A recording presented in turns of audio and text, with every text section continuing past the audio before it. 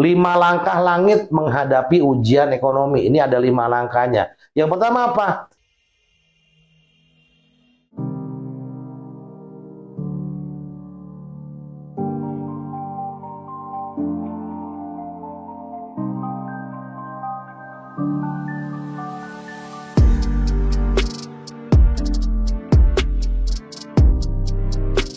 Bismillahirrahmanirrahim.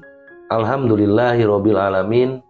Allahumma sholli ala sayyidina Muhammad wa ala ali sayyidina Muhammad. Assalamualaikum warahmatullahi wabarakatuh. Teman-teman Om Budi Channel dimanapun Anda berada, sehat-sehat ya. Jangan lupa bahagia, bahagianya tanpa batas. Jangan lupa bahagia, bahagianya tanpa syarat. Jadi apapun yang terjadi wajib bahagia. Orang-orang keren mah bahagia terus ya. Anda nonton video saya mah orang-orang keren ya. Jadi teman-teman yang mungkin kondisinya sekarang belum baik, masih banyak persoalan yang gak enak, saran saya sebagai teman, yuk bersyukur aja ya, gak boleh ngeluh ya. Karena kalau ngeluh gak bisa jadi apa-apa, tidak akan menyelesaikan semuanya. Tapi kalau kita bersyukur, nanti Allah tambah nikmatnya. Mudah-mudahan persoalannya dibantu sama Allah selesai ya. Saya doakan selalu diberikan kesehatan, kemudahan dalam segala urusan, kekayaan harta yang berlimpah ruah dan berkah. Yang punya utang segera lunas, yang hajatnya belum dikabul segera Allah kabulkan, kebahagiaan dan keselamatan dunia akhirat bersama orang-orang yang dicintai. Amin Allahumma amin. Teman-teman, biar kita tambah semangat buat video, minta tolong di subscribe, di like, aktifkan loncengnya biar dapat notifikasi kalau ada video terbaru dari kami. Follow juga Instagram, TikTok, sama Facebook ya. Kalau ada doa terbaik silahkan tulis di kolom komentar. Misalnya pengen rumah, pengen utang lunas, pengen penghasilan besar, pengen usaha sampingan, apapun itu doanya silahkan tulis di kolom komentar. Nanti kalau diaminkan jutaan orang yang nonton video ini, terus Allah ijabah, dikabul sama Allah. Mau atau mau banget? Kalau mau silahkan tulis di kolom komentar doa terbaiknya. Yang mau ikut grup gratis, ada linknya di deskripsi. Monggo silahkan. Nanti di grup gratis dikasih Riyadhos Sholawat dasar. Bisa dicoba, silahkan. Diistiqomahkan ya. Mudah-mudahan dengan izin Allah ada keajaiban ya. Teman-teman, di video sekarang, di video kali ini, saya mau cerita sedikit nih. Ketika diuji dengan ekonomi yang seret, usaha yang selama ini dilakukan dan nggak berkembang, terus hutangnya mulai numpuk, banyak orang yang mulai patah semangat, rasa putus asa mulai muncul, takut, khawatir, seolah-olah hidup udah nggak ada harapan. Siapa yang punya perasaan seperti itu coba ya? Ada nggak yang seperti itu? Kalau ada, nanti di video ini kita akan belajar cara menata hati dan bangkit ya. Nata hati, terus kita cara bangkit. Karena ujian ekonomi bukan tanda Allah benci sama kita. Tapi cara Allah mengajak kita lebih dekat dan kembali bersandar hanya kepadanya. Tonton sampai akhir videonya, jangan di skip biar nggak gagal paham. Karena nanti insya Allah akan saya bahas langkah spiritual, zikir, doa, dan mindset yang harus kita rubah. Dan ini penting banget saat kita berada dalam lilitan ekonomi yang susah, yang sulit. Insya Allah nanti akan datang jalan keluar dari arah yang nggak disangka-sangka. Mau nggak? Beneran kalau mau, ya ayo nanti kita dengerin aja. Saya bicara apa, mudah-mudahan Allah kasih kebaikan ya. Teman-teman pernah nggak merasa seperti uangnya tinggal sedikit, cicilan kok nggak kebayar, usaha kok lesu gitu ya, tagihan makin numpuk makin banyak, semakin hari kok semakin nggak gairah, semakin nggak semangat. Dan dalam hati kadang-kadang bertanya nih, ya Allah, saya harus gimana lagi gitu. Pernah nggak kayak gitu? Kalau pernah kayak gitu, nah ini videonya cocok nih buat teman-teman beneran nih.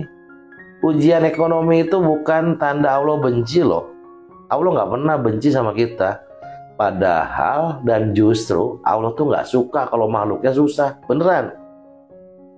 Tapi kadang itulah sinyal cinta dari Allah yang mungkin menyakitkan menurut pandangan kita yang belum mengerti. Padahal Allah itu ingin kita berhenti untuk biar kita nggak sombong, berhenti untuk biar kita nggak merasa diri kita tuh mampu gitu. Karena semua Allah yang memampukan. Allah ingin kita datang kepadanya bukan di saat kita senang aja, tapi di saat kita jatuh, ya. Di saat jatuh mah harus, apalagi nggak jatuh kan gitu. Tapi yang terjadi kita datang ke Allah tuh pas jatuh aja, di saat senang kita lupa ya. Coba deh dalam surat Al-Baqarah ayat 286. Allah tidak membebani seseorang melainkan sesuai dengan kesanggupannya.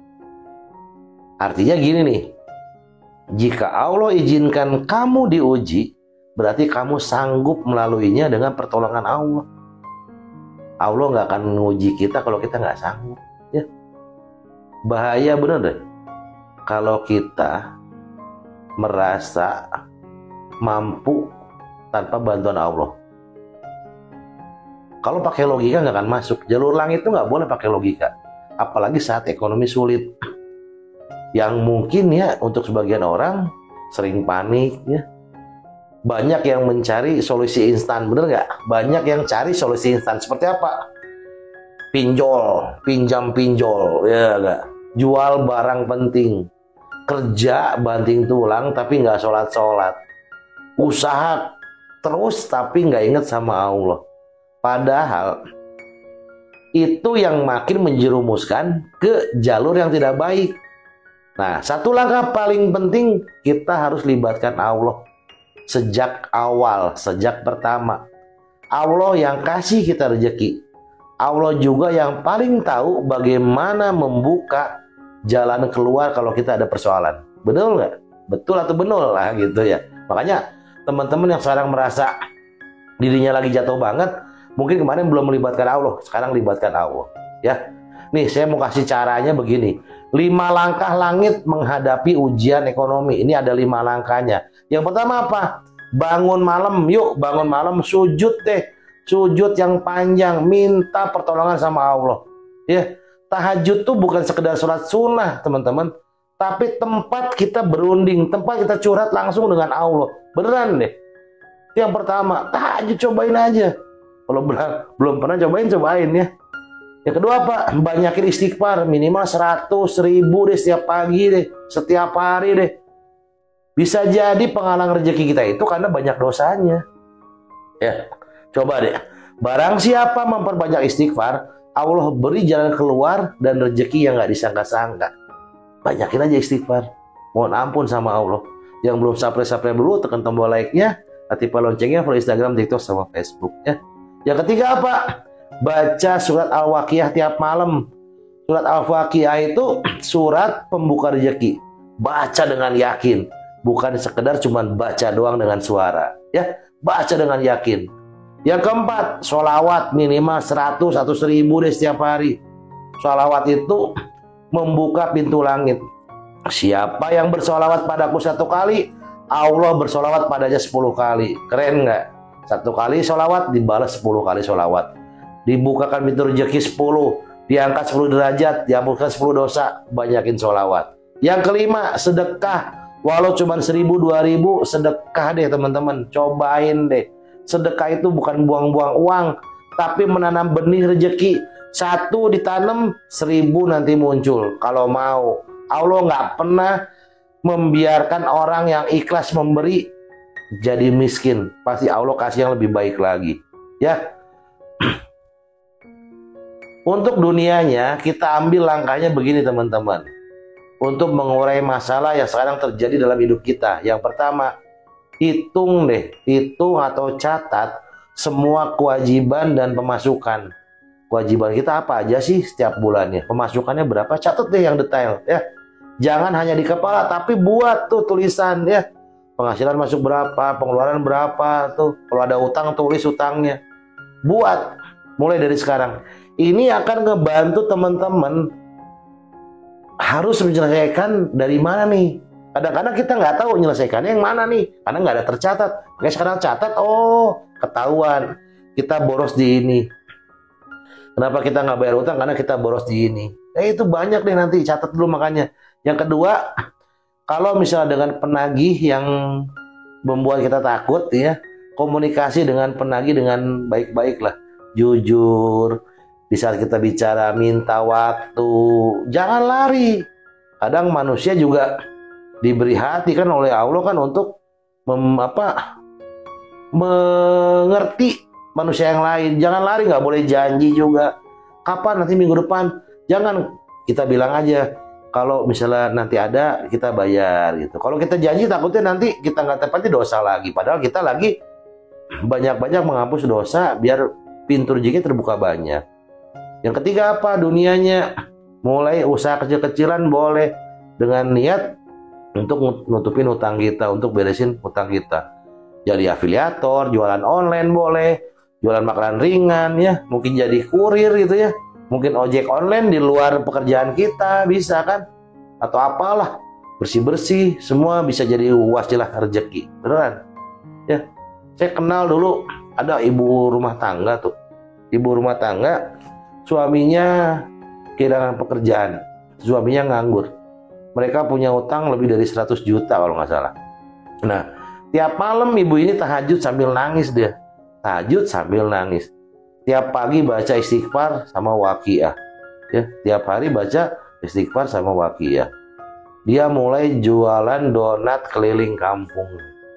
3 bulan kemudian tuh ada orang yang beli donatnya dan nawarin kerjasama ya. Masya Allah, usahanya saat itu langsung berkembang, hutang mulai terlunasi ya. Allah Maha Kuasa atas segala sesuatu, Allah Maha Kuasa atas segala hal. Jadi libatkan Allah ya. Kalau kita merasa diuji dengan ekonomi yang seret dan hutang semakin numpuk, yuk sekarang berhentilah menyalahkan diri sendiri teman-teman. Mulailah menyalahkan jarak kita dengan Allah. Kenapa sih kok selama ini kita berjarak? Kalau kita udah tahu merasa berjarak, yuk mendekat. Karena di saat kita mulai mendekat kepada Allah, pertolongan Allah segera mendekat dan sangat dekat nantinya. Yakin, gak ada satupun beban yang Allah biarkan tanpa solusi. Allah kasih ujian buat kita, Allah udah tahu jawabannya. Makanya kita sabar, tawakal, jadikan sholat sebagai penolong kita. Ya, saya doakan teman-teman, bagi siapapun yang nonton video ini, jika dia sedang diuji dengan kesulitan ekonomi, jika hutangnya menumpuk dan hatinya lelah, ya Allah mohon tenangkanlah hatinya, berikan solusi yang terbaik dari langit-Mu ya Allah, limpahkan rezeki dari arah yang tak disangka, dan jadikan ujian ini sebagai jalan untuk lebih dekat kepadamu ya Allah. Amin Allahumma amin. Teman-teman, semangat berjuang sama-sama. Mohon maaf kalau ada kata-kata kurang berkenan, mohon saya dimaafkan. Apalagi mungkin bahasa saya kurang dimengerti, dipahami dan kecepatan, mohon saya dimaafkan. Pesan saya jangan capek jadi orang baik ya. Wassalamualaikum warahmatullahi wabarakatuh.